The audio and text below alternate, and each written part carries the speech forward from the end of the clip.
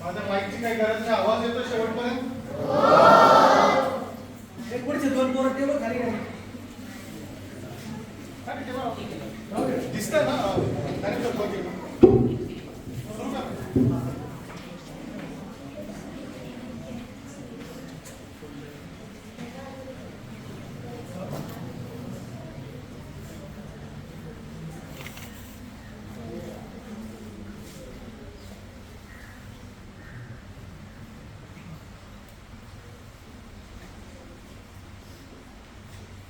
तर सर्वप्रथम आपल्या ह्या आजच्या या लेक्चर नाही म्हणा, ह्या एका चर्चासत्रामध्ये आपलं सगळ्यांचं स्वागत करतो.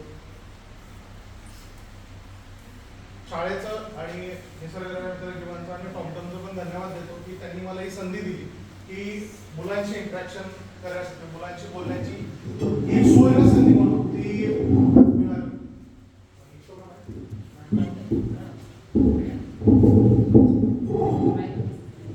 नाही माझी काही गरज आहे. तर सर्वप्रथम ह्या सेशन मध्ये मला तुमच्याशी गप्पा मारायला हवं. त्यामुळं कुठलीही मनामध्ये भीती किंवा न बाळगता जेवढं तुम्ही ह्याच्यामध्ये सहभागी व्हाल तेवढं आपल्याला ह्याच्यामध्ये मनमोकळेपणाने चर्चा करता येईल. आणि जसे की सरांनी सांगितलं, ह्या आत्ताच्या ह्या सेशन नंतर जर तुमच्या आयुष्यामध्ये जर खरंच काही बदल घडला तर ह्या सेशनचं किंवा आपण जे सगळे इथं जमलो ह्याचा काहीतरी उपयोग आहे. सगळ्यात प्रथम तुम्ही बघितलं असेल की निसर्गरम्य मित्र जीवांचे आणि टॉमटम इंडियानी इथे गार्डन बनवलंय, ज्याला बॉटॅनिकल गार्डन बनवलंय. ते शाळेत का बनवलं असेल, तुम्हाला काही कल्पना? कुणी पटकन उत्तर द्या. का बनवलं असेल शाळेमध्ये?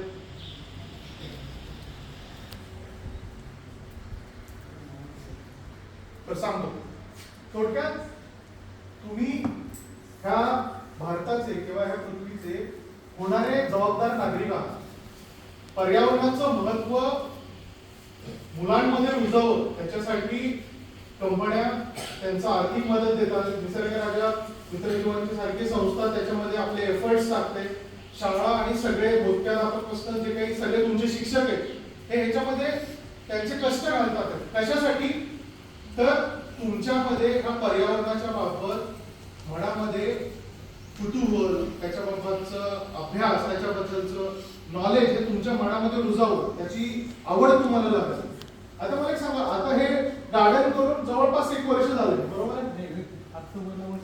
1 वर्ष होईल, ठीक आहे. काय काय ऑब्झर्व केलं तुम्ही तिथं? काय काय बघितलं? काय कुठली कुठली प्रकारची झाडे? क्विकली सांगा, चुकलं तरी चालेल, काय हरकत नाही. अरे मागच्या वर्षी नवीनचे बोला ना झाडा त्याला कोणती झाड तुम्ही मागच्या वर्षी घालतो पाणी द्या. आपल्या झाडाचं नाव नाही सांगलं. तुमचं झाडाचं नाव सांगा बरोबर पटापटा. तरीच बोल चांगलं. ओके, अजून कोणाचा बिनधास्त सांगा, काय संकोच मनात आल्याची काही गरज नाही. बरोबर.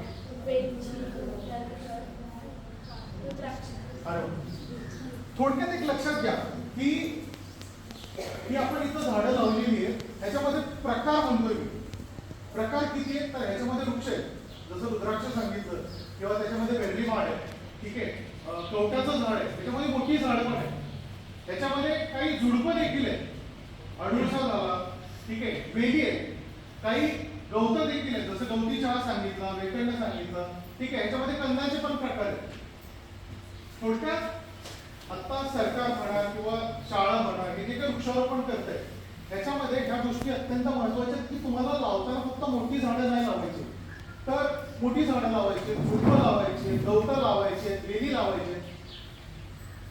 आता मगाशी सरांनी पण सांगितलं की ह्याचा आपल्याला काहीतरी उपयोग आहे, पण त्याच्या पलीकडे जाऊन हे का करायचं?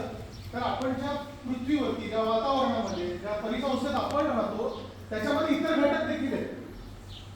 आतापर्यंत तुम्ही त्याचं निरीक्षण केलं असेल नसेल माहित नाही, पण इथून पुढे पुढचे 15 दिवस, 6 महिने किंवा जोपर्यंत पावसाळा किंवा हिवाळा येतोय तोपर्यंत तुम्हाला अजून एक गोष्ट हे करायची. त्याचं जसं तुम्ही झाडांची माहिती गुगलवरनं करतात, ह्या झाडांवरती कुठले पक्षी, कुठले फुलपाखरं, कुठले कीटक तुम्हाला दिसले हे तिथे तुम्हाला नोंद करायची जेव्हा तुम्ही कधी जाल.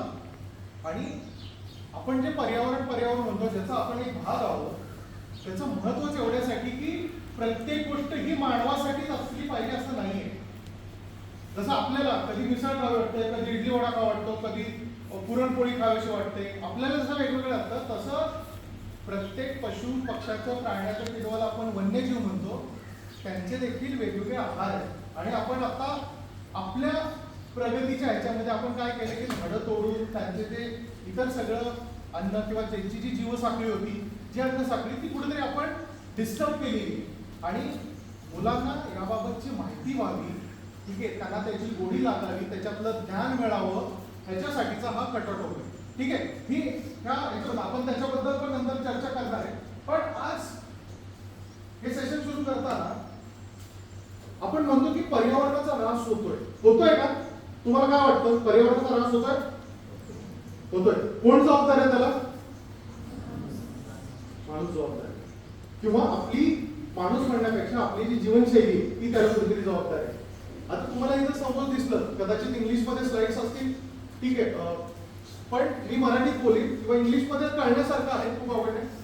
सस्टेनेबल लाईफ याचा थोडक्यात अर्थ आहे शाश्वत जीवनशैली.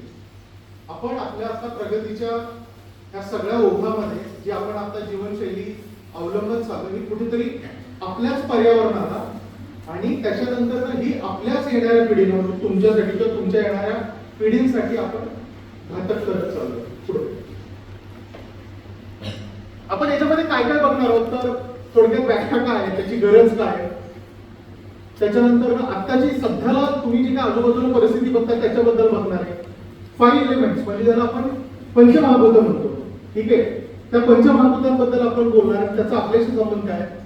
17 सस्टेनेबल गोल जगातल्या सगळ्या देशांनी, ठीक आहे, येऊन एक पॅरिस अग्रीमेंट केलं होतं. त्याच्यामध्ये 17 आपण डिटेलमध्ये नाही जाणार आहे, पण हे तुम्ही जर शक्य असेल तर फोटो काढा आणि किंवा मी प्रेझेंटेशन पण शेअर करेन.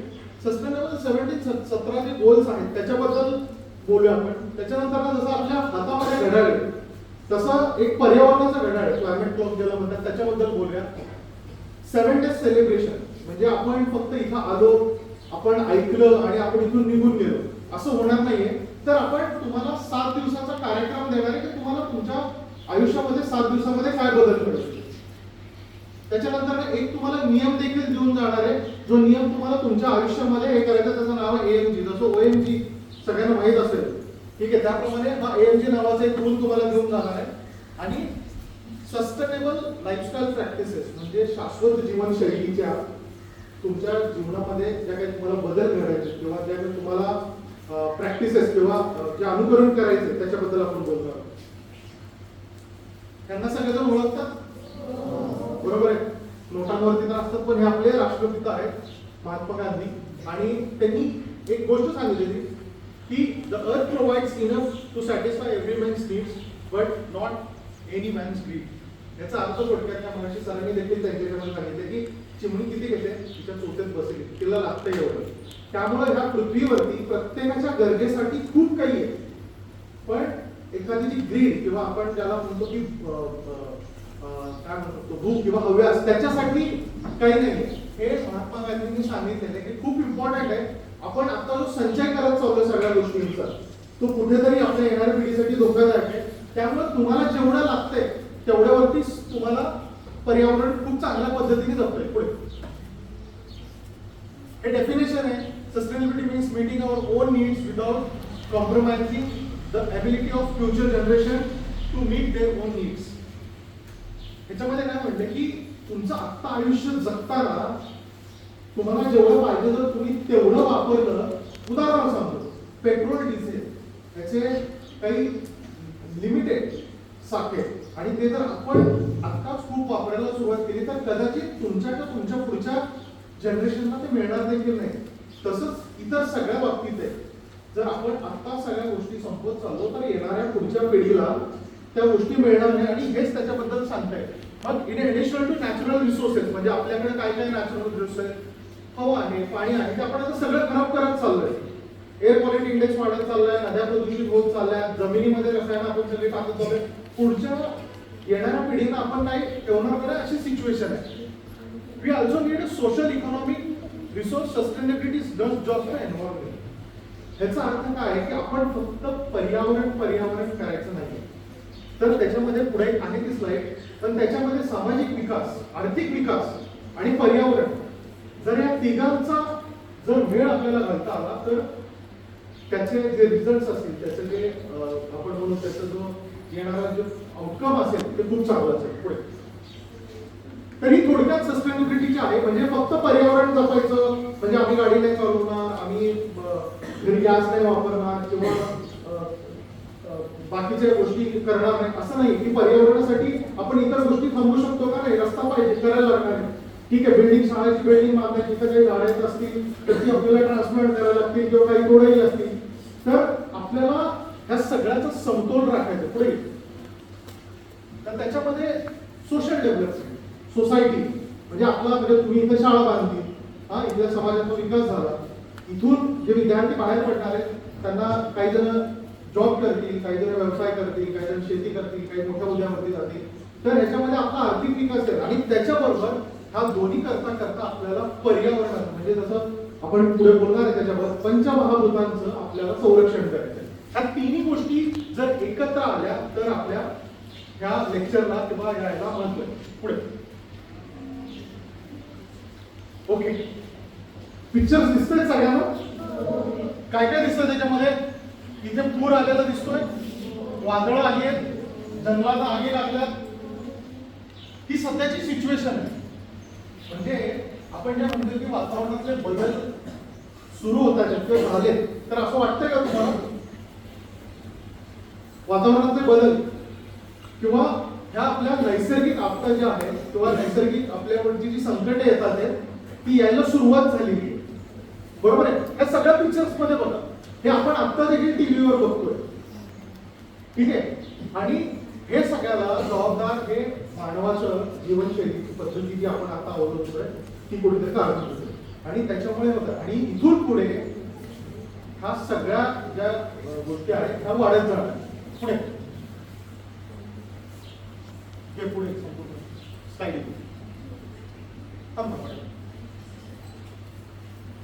सगळ्यांना वाचता येते? 5 एलिमेंट्स म्हणजे पंचमहाभूत. पंचमहाभूत काय आहेत तर त्याच्यामध्ये जसं लिहिलंय की तुमची पृथ्वी असेल, पाणी असेल, वायू असेल, अग्नी असेल, आकाश असेल, ही पंचमहाभूतांनी हे पर्यावरण देखील बनलेले आणि त्याचबरोबर आपलं शरीर देखील ह्या पंचमहाभूतांनीच बनलेले. ह्याचं रिलेशन काय की तुम्ही जर तुमची रोजचं आयुष्य जगताना किंवा पर्यावरणाचा ऱ्हास करताना तुम्ही जर पृथ्वीचं किंवा जमिनीचा ऱ्हास केला, पाणी प्रदूषित केलं, हवा प्रदूषित केले, अग्नी म्हणजे तुम्ही जे काही एनर्जीज वापरता, गॅस असेल, पेट्रोल असेल, डिझेल असेल, सीएनजी, एलपीजी असेल त्याचा, किंवा पोकळी किंवा आकाशाचा जर तुम्ही ऱ्हास केला तर ह्याचा थेट तुमचं हे मध्ये शरीर दिसतंय ह्या शरीरावरती त्याचा इम्पॅक्ट आहे. त्यामुळं तुम्ही कुठेतरी स्वतःच्या आरोग्याला धोक्यात टाकतो पुढे. त्यामुळे ह्याचा सगळ्यांचा सांभाळ करणं खूप गरजेचं आहे. ही स्लाइड थोडीशी मोठी आहे पण विद्यार्थ्यांना म्हणून ह्याच्यामध्ये फक्त थोडंसं इंट्रोडक्शन करतो की 2015 मध्ये पॅरिसमध्ये सगळे देश एकत्र आले होते आणि त्यांनी एक एग्रीमेंट केलं की पृथ्वीचं तापमान वाढतंय. कदाचित तुम्ही टीव्हीवरती किंवा अभ्यासक्रमात तुम्हाला जर एन्व्हायरमेंटल सायन्स असेल तर त्याच्यामध्ये देखील असेल की पृथ्वीचं तापमान वाढतंय, ग्लोबल वॉर्मिंग ज्याला आपण म्हणतो किंवा आपण ज्याला म्हणतो की क्लायमेट चेंजेस जे होत आहेत, तर ह्याला रोखण्यासाठी एक एग्रीमेंट हे केलं गेलं आणि मग हे एग्रीमेंट करताना त्यांनी काही ध्येय, काही उद्दिष्ट, काही गोल्स ठेवले. ठीक आहे, हे 17 गोल्स आहेत. ह्याच्यामध्ये जसं मी बघायला सांगितलं होतं की आपल्याला फक्त पर्यावरण करून चालणार नाहीये, तर ह्याच्यामध्ये काही सामाजिक इलेमेंट्स आहेत. ठीक आहे, त्याच्याने समाजाचा विकास होणार आहे. मी फक्त थोडक्यात सांगतो की कुणी गरीब राहिलं नाही पाहिजे, कुणी उपाशी झोपलं नाही पाहिजे, प्रत्येकाचं हेल्थ आणि जे आपण म्हणतो की निरोगी आयुष्य जगलं पाहिजे. प्रत्येकाला जसं आपण आता शाळेत आहोत क्वालिटी एज्युकेशन भेटलं पाहिजे, जेंडर इक्वॅलिटी म्हणजे मुला मुलींमध्ये भेद नसला पाहिजे. अशी बरीच आहे. म्हणजे हे जे कॉम्बिनेशन आहे 17 ध्येयांचं, ह्याच्यामध्ये तेच आहे सगळं की सामाजिक विकास आहे, आर्थिक विकास. त्याच्यामध्ये काय दिलंय तर इंडस्ट्री आहे, ठीक आहे. त्याच्यानंतर सस्टेनेबल सिटीज आणि हे आहे.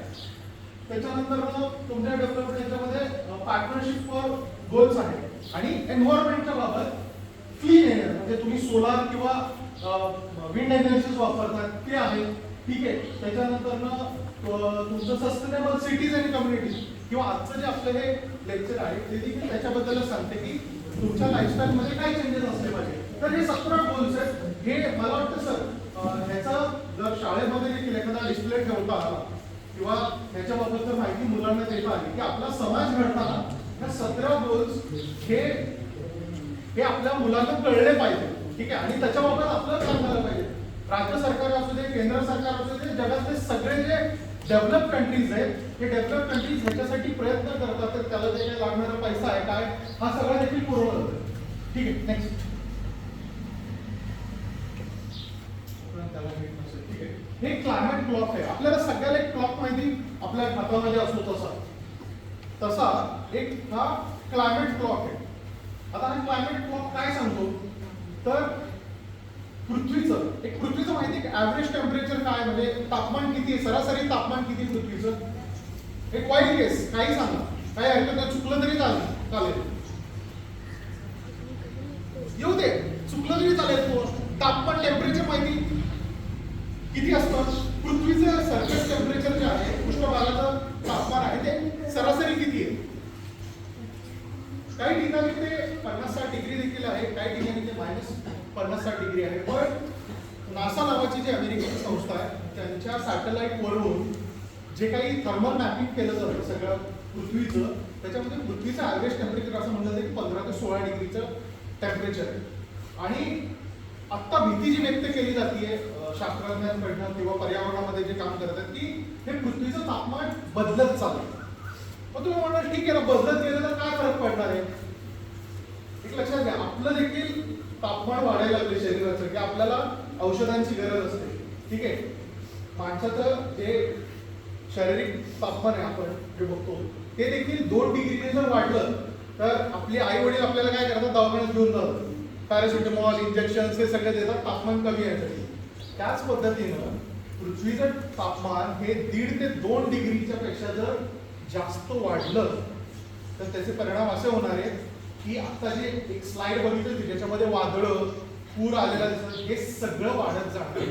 मी थोडक्यात सांगतो, त्याच्यामध्ये डिटेल जाणार नाही, पण एक एनर्जी लिटरसीचं आपण एक 3 तासाचं याच्यावरती लेक्चर घेतो, ठीक आहे. तर त्याच्यामध्ये सगळं सांगितलं जातं. पण मी तुम्हाला थोडक्यात सांगतो की पृथ्वीचं पृष्ठभागाचं तापमान सरासरीपेक्षा जर 1.5 डिग्रीनी ते 2 डिग्री पर्यंत जर वाढत गेलं तर काय होणार आहे तर दुष्काळ हा वर्षाला 2 महिन्याचा, नंतर 4 महिन्याचा, नंतर 6 महिन्याचा असं वाढत जाणार. त्यानंतर जे आता आपण पिकं घेतो मे बी सगळे बऱ्यापैकी सगळे शेतकरी कुटुंबातले असतील, आपले पिकांचे जे प्रकार आहेत ते हळूहळू कमी होत जाणार. वनवे जे लागतात त्या जंगलांना हे वनवे लागायचं प्रमाण वाढणार आहे. त्याच्यानंतर वादळं जी येतात आता समुद्र किनाऱ्यावरती किंवा आता जे बाकीचे नैसर्गिक आता लँडस्लाइड ज्याला आपण म्हणतो, ठीक आहे, डोंगर खचतात हे सगळं प्रमाण वाढत जाणार आहे. हे सगळे वातावरण बदलाचे सगळे दुष्परिणाम आहेत. त्याचबरोबर